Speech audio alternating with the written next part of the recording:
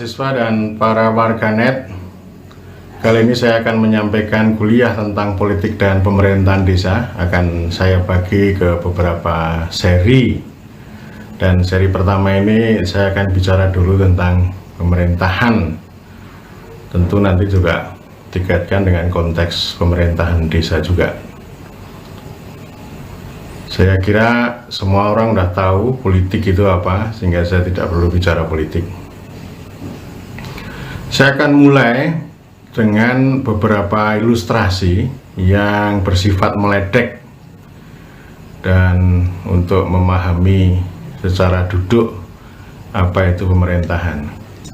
Ilustrasi pertama, seorang guru di hadapan muridnya, di hadapan para muridnya, para siswanya bertanya, anak-anak, sapi itu apa?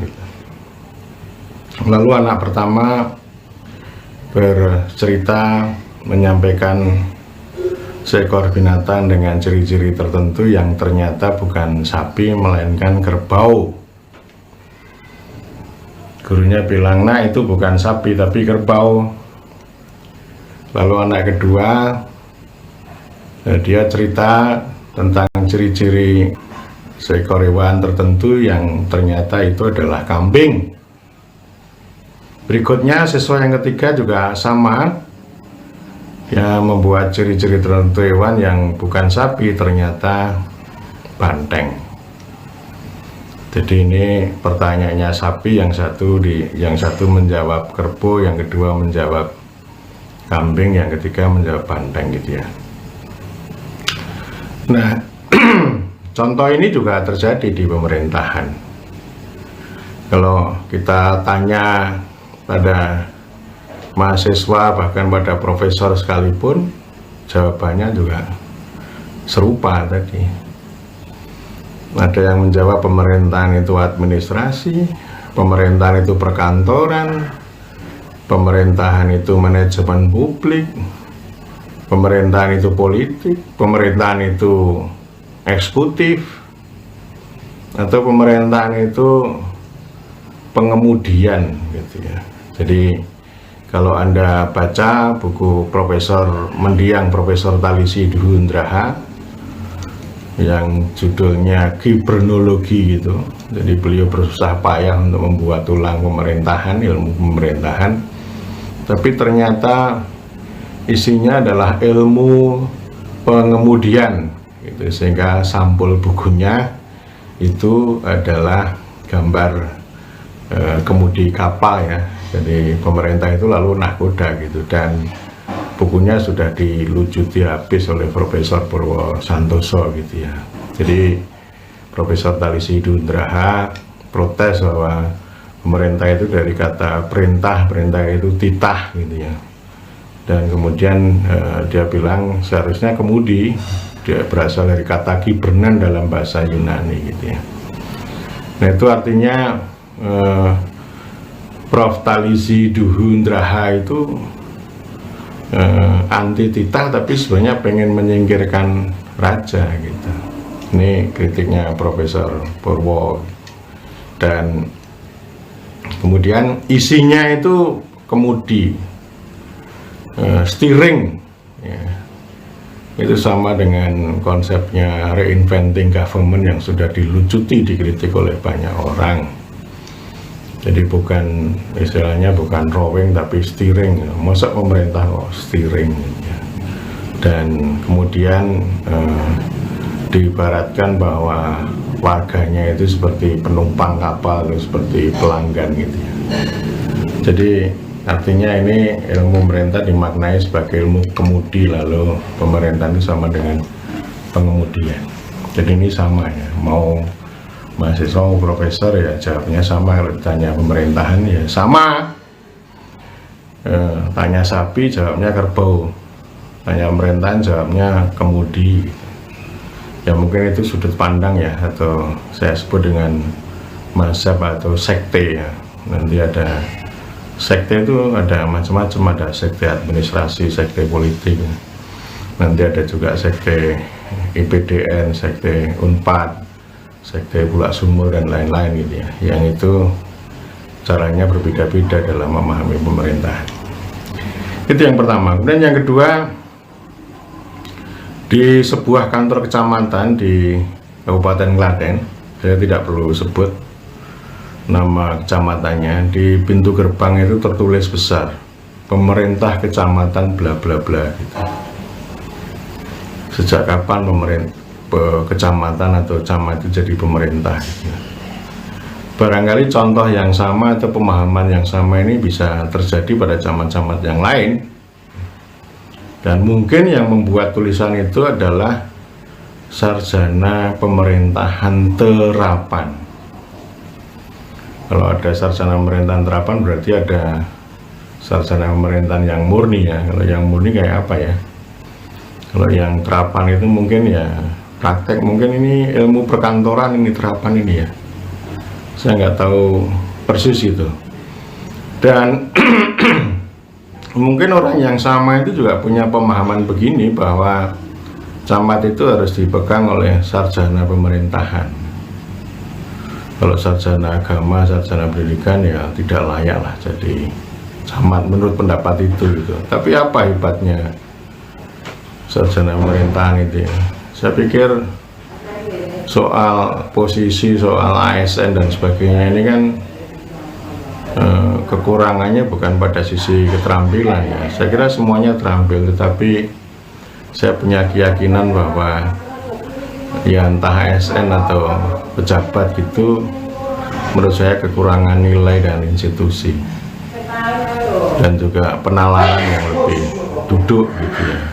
Sehingga kalau para ASN kuliah ini yang dibutuhkan adalah hal-hal yang sangat praktis, sebenarnya ini sudah tidak duduk. Kekurangan mereka karena nilai dan penalaran gitu ya. Saya ambil contoh aja misalnya begini ya, izin mendirikan bangunan atau izin-izin yang lain-lain. Orang kan nggak memahami hakikat izin.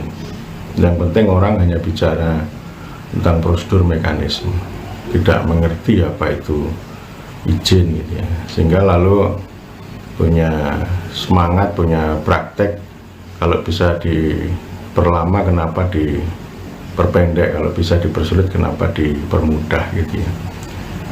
Nah lalu kemudian diskursnya atau wacananya kepastian, kemudahan. Bukan itu sebenarnya. Izin itu kita harus dudukkan dalam kerangka dua fungsi negara, law and order ya, yang satu ya, yang kedua adalah welfare. Yang pertama hukum dan ketertiban, yang kedua adalah kesejahteraan. Dan izin itu terkait dengan hak dan kewajiban warga. Warga itu punya hak untuk apapun, termasuk untuk berusaha, untuk bekerja, untuk mendirikan rumah ya. Mendirikan rumah untuk usaha dan seterusnya itu dijamin oleh konstitusi gitu. Tetapi jangan sampai hak itu merugikan orang lain, jangan sampai merugikan lingkungan atau merusak lingkungan, sehingga perlu dibutuhkan adanya kewajiban. Nah, kewajiban itu dikontrol oleh negara, hak itu dijamin oleh negara, sehingga izin harus dipahami dengan itu. Maknanya di sana. Kalau nggak punya makna ya akhirnya orang itu hanya sibuk pada sisi prosedur gitu ya, tapi nggak akan ketemu hakikatnya. Itu sama juga dengan kalau pajak ya. Pajak itu dulu ada kata atau seruan orang bijak taat pajak. Pajak Anda membangun daerah, lunasi pajaknya, awasi penggunaannya. Bukan itu ya. Jadi harus kita maknai bahwa apapun regulasi kebijakan pemerintah itu harus kita letakkan dalam kerangka hak dan kewajiban warga atau subjek hukum. Sama juga ya, pajak itu harus kita tempatkan dalam kewargaan dan demokrasi. Itu kalau dulu orang Amerika ketika dijajah Inggris itu no taxation without representation. Jadi saya mau bayar pajak tapi harus ada perwakilan,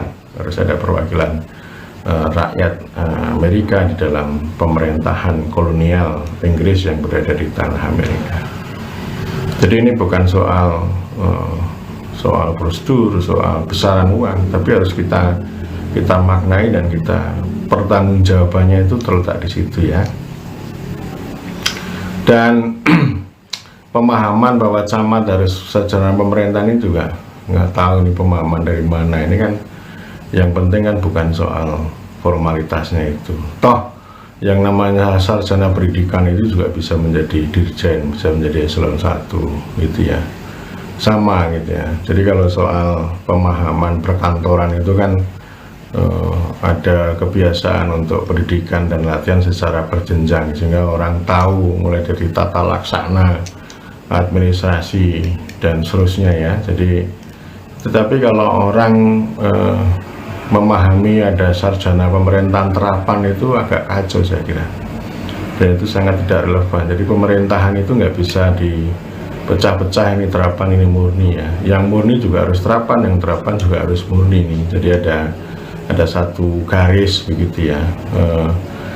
Bahkan ada teman-teman saya seperti Anom Surya Putra itu memahami BUMDes saja itu mulai dari filsafatnya sampai akuntansi.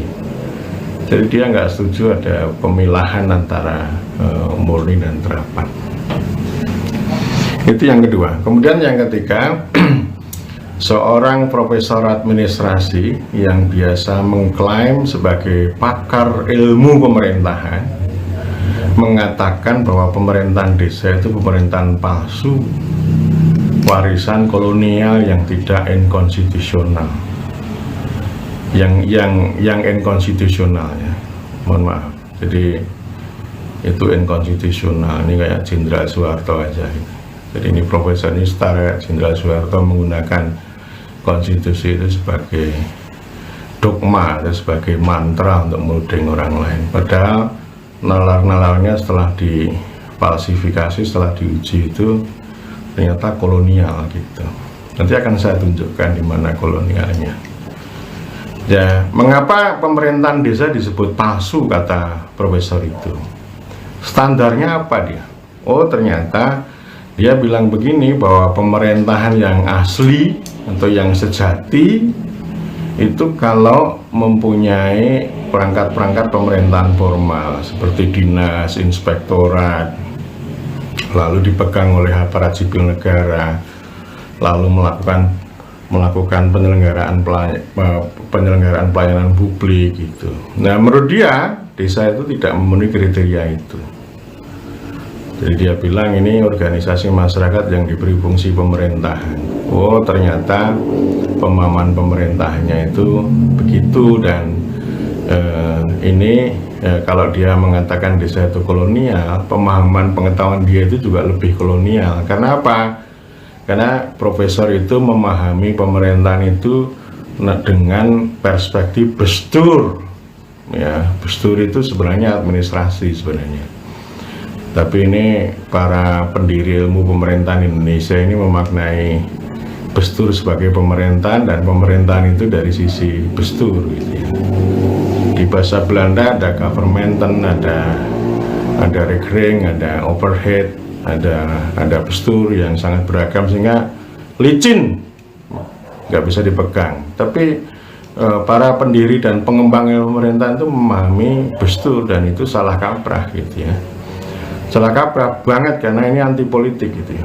Anti politik ini kalau istilah saya itu ini negara tanpa pemerintah. Jadi sebuah pemerintahan yang dipegang oleh negara tetapi tanpa pemerintah. Dan lebih khusus lagi, pemahaman profesor itu termasuk para pendiri ilmu pemerintahan itu yang memahami pemerintahan itu sebagai Binnenland Bestur.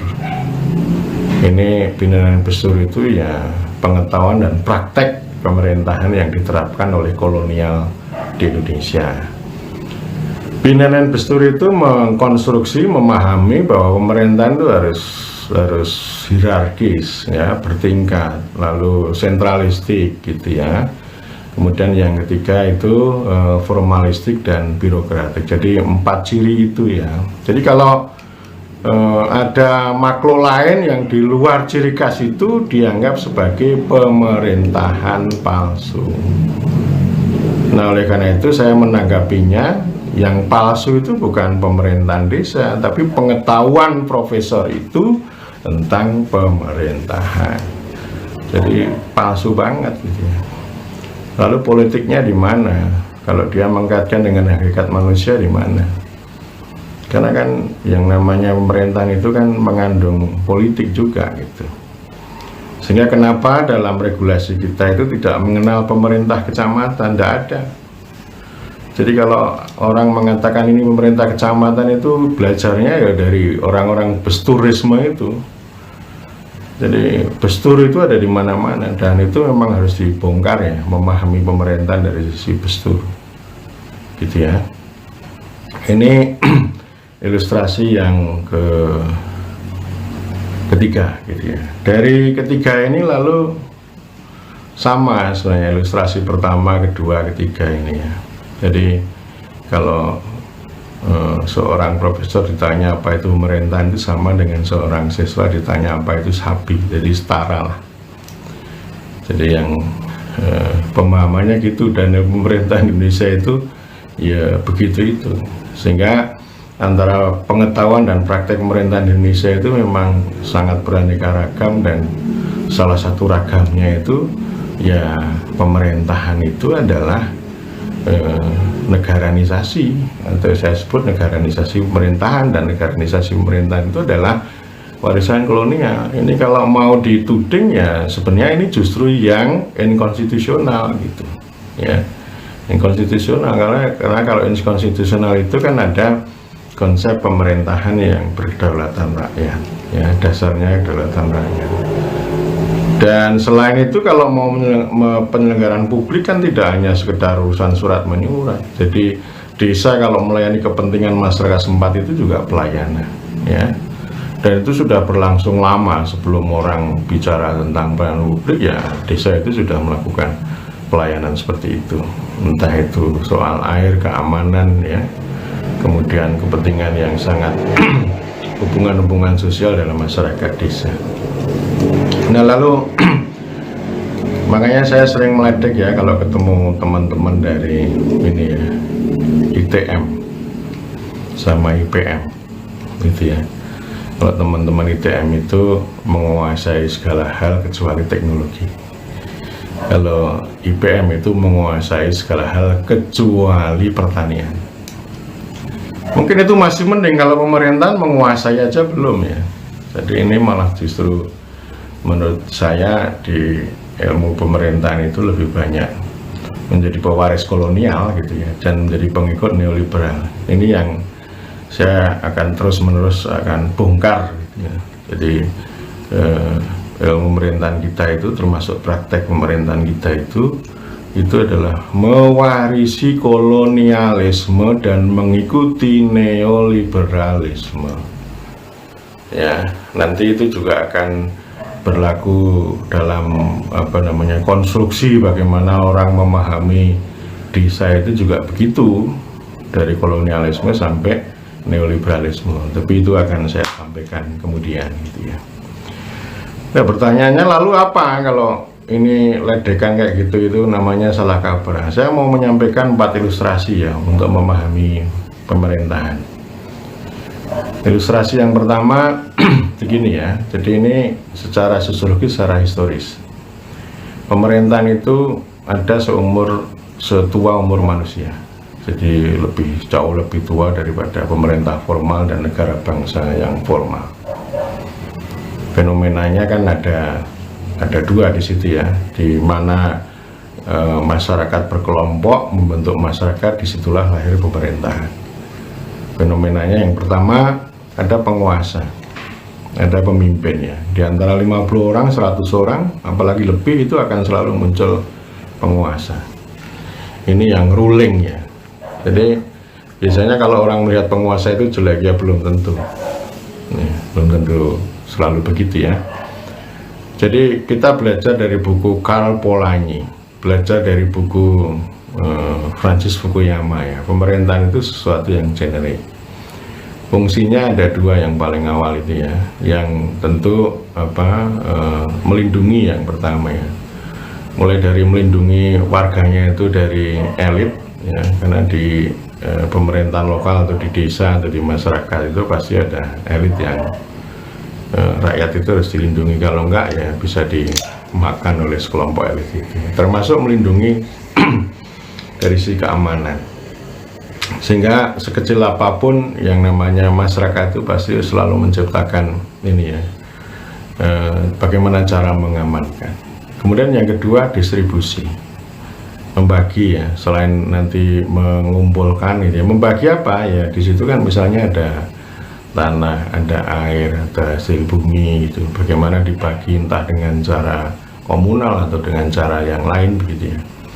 Jadi ini apa namanya, di mana-mana gitu yang namanya pemerintahan itu. Jadi kalau misalnya orang lalu mengatakan yang modern pelayanan publik, yang dari dulu ya begitu, literaturnya udah banyak. Jadi literaturnya itu bukan hanya dari para profesor yang itu tadi ya, profesor administrasi negara yang menganggap desa itu pemerintahan palsu itu. Itu yang pertama, aspek penguasa. Kemudian yang kedua ya begini ya, jadi apa namanya, mengatur mengurus kepentingan masyarakat setempat. Jadi kalau terbentuk pemerintahan itu, jadi ada penguasa, otomatis ada institusinya. Institusinya itu termasuk aturan main itu yang orientasinya untuk mengatur dan mengurus kepentingan bersama, kepentingan lokal itu.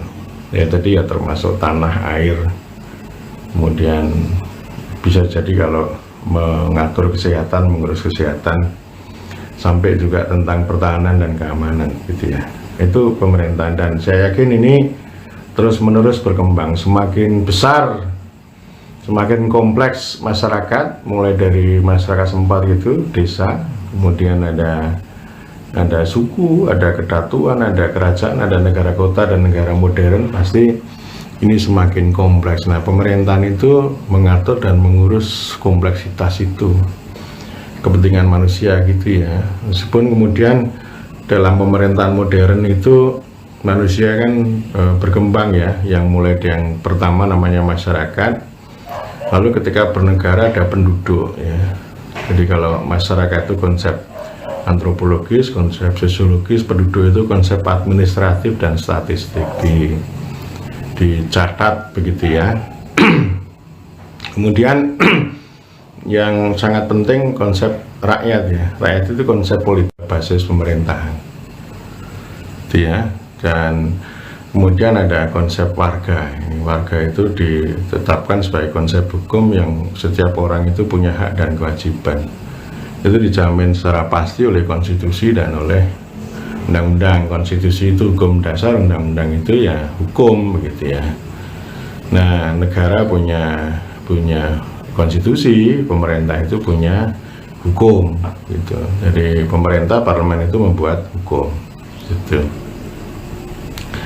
Nah, ini yang pertama ya. Kemudian yang kedua, pemaknaan dari sisi filsafat. Maksudnya begini, bahwa pemerintahan itu hakikat manusia. Kita tahulah manusia itu ya makhluk biologi, umat Tuhan, punya makhluk biologi, Homo sapiens, makhluk budaya, punya rasa cipta karsa, makhluk sosial ya. Kemudian makhluk politik, makhluk ekonomi ya. Lalu pemerintahan di mana? Pemerintahan ya merangkum itu semuanya.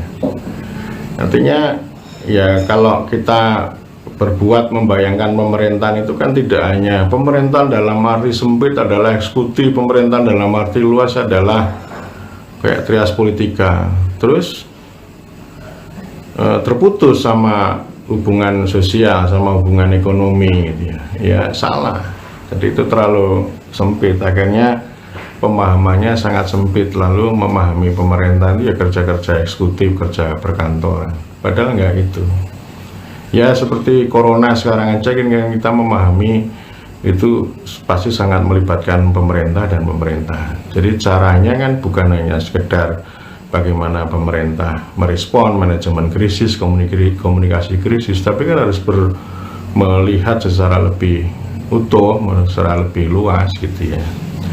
Jadi setiap ciri manusia, hakikat manusia itu kan melahirkan ilmu ya. Misalnya antropologi, sosiologi berangkat dari manusia sebagai makhluk sosial, lalu ilmu politik berangkat dari makhluk politik, lalu ilmu ekonomi berangkat dari makhluk ekonomi, lalu ilmu pemerintahan kan nggak ada ilmu pemerintahan di dunia ini, itu khas Indonesia. Nah, cara memahaminya berangkat dari situ. Oh, lalu pintu masuknya dari mana? Apakah dari politik atau sosial? Oh, ternyata ya yang namanya pemerintahan itu harus mengcover, menjangkau semuanya. Itu yang bisa disebut sebagai the whole atau overall pemerintahan. Sehingga siapapun yang menjadi pemerintah kan harus punya pandangan yang lebih luas. Harus membuat keputusan kan harus memperhatikan beberapa aspek, tidak hanya dari aspek manajemen atau aspek informasi, tapi melihat hakikat manusia tadi. Itu yang ketiga. Kemudian yang kedua ya, yang ketiga begini ya, segala hal pengetahuan tentang pemerintahan, hukum, kenegaraan, administrasi, maupun politik yang itu dipinggir dalam pemerintahan itu memang tidak pernah lepas dari dua ya, cara pandang kontinental yang Eropa daratan dan Anglo-Saxon yang Inggris sama Amerika ya. Nah, Eropa daratan kemudian yang berangkat dari Yunani, lalu Roma, kemudian Prusia, Jerman, Belanda yang kemudian dibawa ke Indonesia. Itu orientasinya adalah keadilan. Keadilan itu hukum yang diutamakan. Nah, kalau Anglo-Saxon itu yang Inggris sama Amerika itu kebebasan. Mengapa bisa begitu? Ya karena memang dulu tanah Inggris itu kan dulu yang menjadi bagian dari Roma ya. Jadi dulu banyak orang-orang yang bisa kemudian mendirikan Inggris itu liber ya, dari bahasa lokalnya sama liber. Liber itu artinya bebas dari budak ya, jadi bukan budak lagi ya. Artinya ini kan dulu negara-negara Anglo-Saxon ini kan didirikan oleh bekas budak, itu orientasinya kebebasan supaya tidak ditindas oleh orang-orang lalim atau orang despot atau kekuasaan yang absolut begitu ya. Nah, maknanya begini, kalau kontinental itu hukum dan administrasi ya, hukum administrasi. Dan itu dilambangkan dengan Dewi Themis ya. Dewi Themis itu salah satu istri Dewa Zeus di Yunani ya, yang lambangnya membawa pedang sama neraca itu ya. Jadi itu konsep keadilan. Keadilan itu juga untuk melindungi namanya kebebasan sebenarnya, melindungi hak dan kewajiban. Nah, beda lagi kalau Anglo-Saxon, termasuk orang-orang Amerika itu orang-orang yang imigran itu ya dari tanah Eropa sana, orang-orang buangan. Itu nomor satu namanya kebebasan, sehingga yang ditekankan politik dan administrasi gitu ya, politik dan administrasi.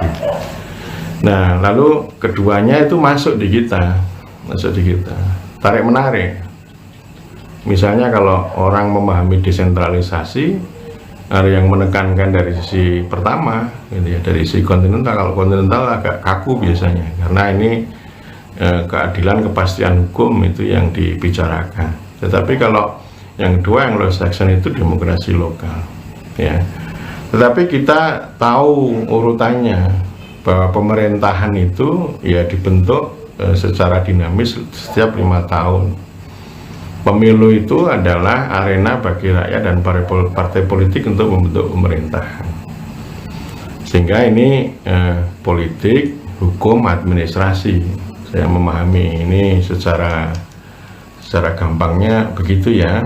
Dan kalau orang-orang Anglo-Saxon seperti Herman Wiener gitu ya, itu government is politics plus administration gitu. Hukumnya nggak ada gitu. Lalu kalau adiknya namanya Samuel Wiener, pemerintahan itu adalah politik yang dilembagakan. Jadi kalau politik bicara kekuasaan, pemerintahan itu bicara kewenangan. Ya termasuk kewenangan untuk mengatur, mengurus politik yang sangat beraneka ragam.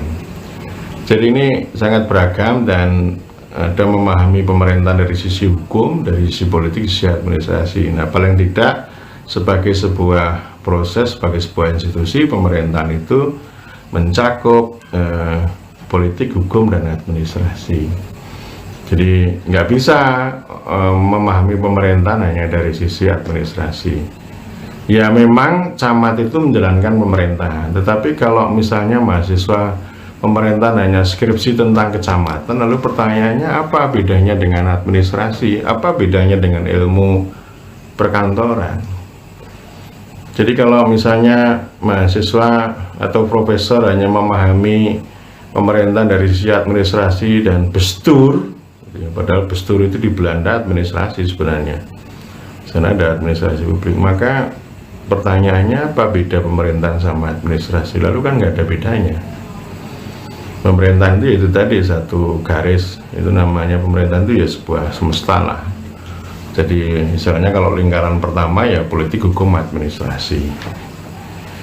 Nanti lingkaran keduanya kita harus melihat tentang ekonomi dan sosial gitu ya, budaya. Nah itu pemahamannya begitu, itu yang ketiga. Lalu yang keempat, kita juga bisa melihat pemerintahan dari sisi kritis. Misalnya kita menggunakan konsep governmentality dari Michel Foucault ya. Jadi Foucault ini mengatakan bahwa negara itu makanan yang tidak enak dimakan gitu ya. Sehingga dia melihat oh kekuasaan itu ada di mana-mana kok. Kekuasaan itu tidak harus di tangan istana atau di gedung parlemen gitu. Para pemegang pengetahuan mungkin termasuk teknokrat, konsultan pun juga punya kekuasaan. Jadi ini governmentality ini saya pahami sebagai satu perspektif untuk memahami pemerintahan tanpa pemerintah dan tanpa negara. Ya, itu ya. Jadi kalau orang konformis, orang neolib kan governance. Governance itu contoh untuk memahami bahwa tata kelola atau tata pemerintahan itu seminimal mungkin mengurangi peran pemerintah dan negara. Nah, kalau governmentality ini sudut pandang yang kritis. Kritis terhadap siapa? Kritis terhadap orang-orang yang mengusung governance, atau kritik terhadap neoliberalisme gitu ya. Jadi bukan mengkritik institusi pemerintahnya, bukan. Ini contoh ya.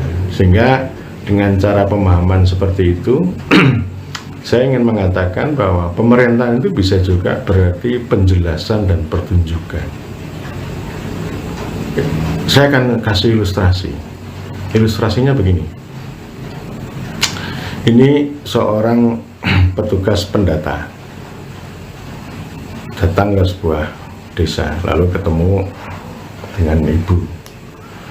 Kebetulan karena suaminya merantau, lalu dia ketemu dengan rumah tangga yang sederhana, ketemu dengan ibu. Permisi Bu, saya ditugaskan oleh pemerintah melakukan pendataan terhadap keluarga ibu. Bapak di mana ya Bu? Bapak merantau, saya sendirian sama anak yang paling kecil, anak yang gede juga sudah pergi. Jadi inti persoalannya petugas itu pengen mendata. Terjadi agak cekcok sama ibu.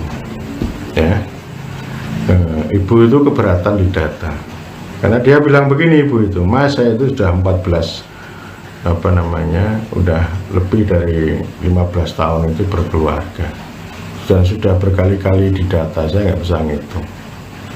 Tahun ini aja saya udah didata 3 kali, lalu saya dapat apa, Mas?